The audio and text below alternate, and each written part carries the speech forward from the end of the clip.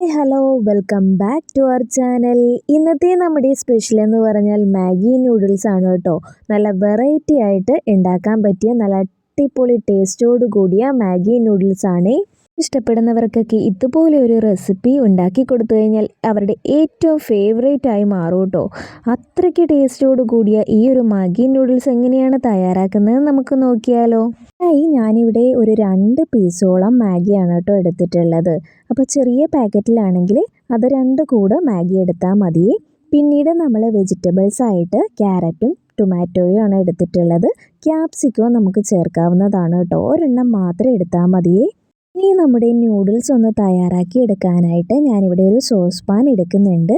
അതിലേക്ക് നമ്മൾ എടുത്ത് വെച്ചിരിക്കുന്ന 2 പീസ് ന്യൂഡിൽസും ഇട്ട് കൊടുക്കുന്നുണ്ട്. എന്നിട്ട് ആവശ്യത്തിനുള്ള വെള്ളം വെച്ച് കൊടുക്കുന്നുണ്ട്. ഇനി നമുക്കതൊന്ന് വേവിച്ചെടുക്കുകയാണ് കേട്ടോ വേണ്ടത്. അപ്പോൾ നമ്മൾ സാധാരണ ന്യൂഡിൽസ് ഉണ്ടാക്കുമ്പോഴേക്കും വേവിക്കുന്നത് പോലെ ഒരുപാട് അങ്ങ് വേവിക്കേണ്ട ആവശ്യമില്ല കേട്ടോ. നമ്മളിത് ഫ്രൈഡ് മാഗി ആയിട്ടാണ് എടുക്കുന്നത്. അതുകൊണ്ട് ജസ്റ്റ് ഒരു ക്രിസ്പിനെസ് പോലെ നമുക്ക് തോന്നണം. അതുകൊണ്ട് തന്നെ നമ്മളൊരു മീഡിയം ലെവലിലാണ് കേട്ടോ ന്യൂഡിൽസ് വേവിച്ചെടുക്കുന്നത്. അപ്പോൾ നമ്മുടെ വെള്ളമൊക്കെ ഒന്ന് ജസ്റ്റ് ഒന്ന് തിളച്ച് വരുമ്പോൾ തന്നെ നമ്മുടെ ആ ഒരു മാഗിയുടെ കറക്റ്റ് പരുവായിട്ട് വരുന്നുണ്ട്. ഇനി അത് നമുക്കൊന്ന് സ്റ്റെയിനറിൽ വെച്ച് നന്നായിട്ടൊന്ന് അരിച്ചെടുക്കാവേ. ഈ ഒരു ടൈമിൽ തന്നെ നമ്മുടെ ഫ്രൈഡ് മാഗി പ്രിപ്പറേഷന് വേണ്ടിയിട്ടുള്ള പാൻ വെച്ച് കൊടുക്കുന്നുണ്ട്. ഇനി അത് നന്നായി ഒന്ന് ചൂടായി വരട്ടെ കേട്ടോ.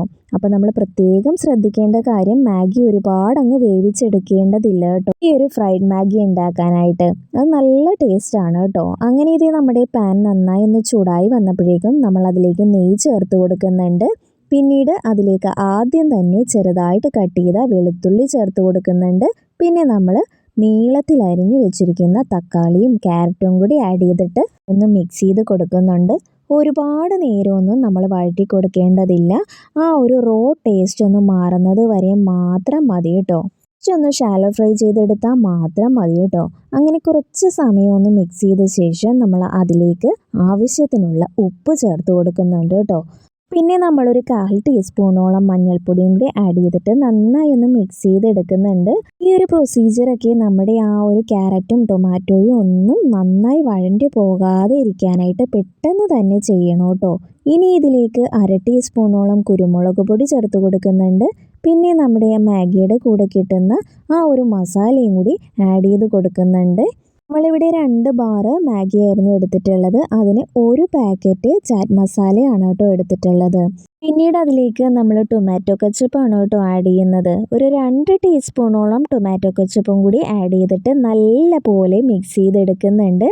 ഒരു ടൊമാറ്റോ കെച്ചപ്പും കൂടി ആഡ് ചെയ്യുമ്പോഴേക്കും നമ്മുടെ ആ ഒരു ഗ്രേവി നല്ല ലൂസായിട്ട് കിട്ടും കേട്ടോ.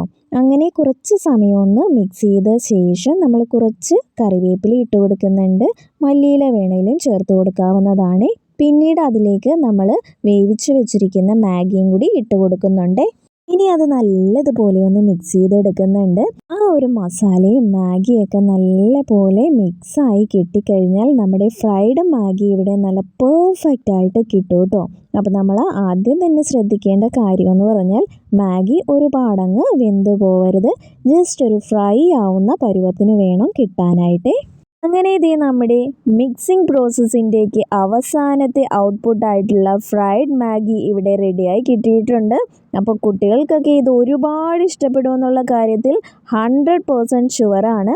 അപ്പോൾ എല്ലാവരും ഇതുപോലെ ഒന്ന് ട്രൈ ചെയ്ത് വീട്ടിലെ കുട്ടികൾക്കൊക്കെ കൊടുക്കാനും അഭിപ്രായം കമൻറ്റ് ബോക്സിൽ അറിയിക്കാനും മറക്കല്ലേ. ഈ ഒരു സിമ്പിൾ റെസിപ്പി നിങ്ങൾക്ക് ഇഷ്ടമായെന്ന് കരുതുന്നു. ഇഷ്ടമായെങ്കിൽ ലൈക്ക് ചെയ്യാനും ഷെയർ ചെയ്യാനും ഇതുപോലെയുള്ള നല്ല നല്ല റെസിപ്പി വീഡിയോസിനായി എൻ്റെ ചാനൽ ഒന്ന് സബ്സ്ക്രൈബ് ചെയ്ത് സപ്പോർട്ട് ചെയ്യാനും മറക്കല്ലേ. Thank you for watching. By.